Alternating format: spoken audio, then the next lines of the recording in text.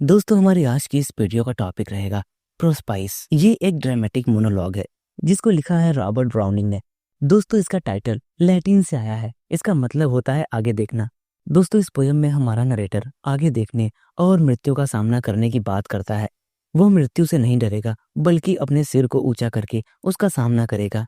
दोस्तों Robert browning ने ये पोयम अपनी वाइफ की डेथ के कुछ टाइम बाद यानी कि 1861 में लिखी थी और इसको पहली बार पब्लिश करवाया गया था 1864 में।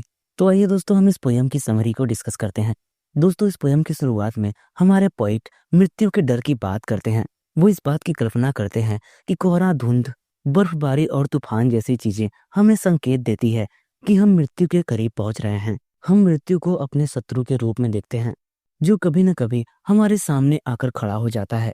हमारे नरेटर जीवन की तुलना एक पहाड़ से करते हैं और वो कहते हैं कि हम पूरी लाइफ कठिन परिश्रम करते हैं और उस कठिन परिश्रम के बदले हमें मृत्यु पुरस्कार के रूप में मिलता है। मैं हमेशा से ही एक योद्धा था और ये मेरी आखिरी लड़ाई है और मेरी ये लड़ाई मेरी मृत्यु से है।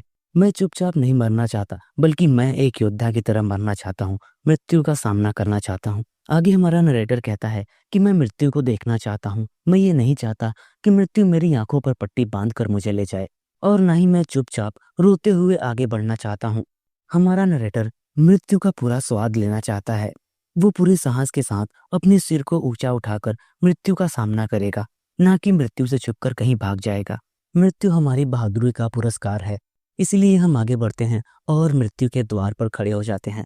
मृत्यु के द्वार पर पहुंचते ही हमारे सभी क्रोध और आवाजें फीकी पड़ जाती हैं। लास्ट में हमारे पोइट कहते हैं कि हम मृत्यु से लड़कर विजय प्राप्त कर लेते हैं।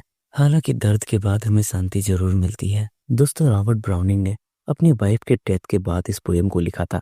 इस पोएम के लास्ट में वो कहते हैं कि उनको उम्मीद है कि अगर यहाँ नहीं तो गॉड के पास वो अपनी वाइफ से जरूर मिलेंगे।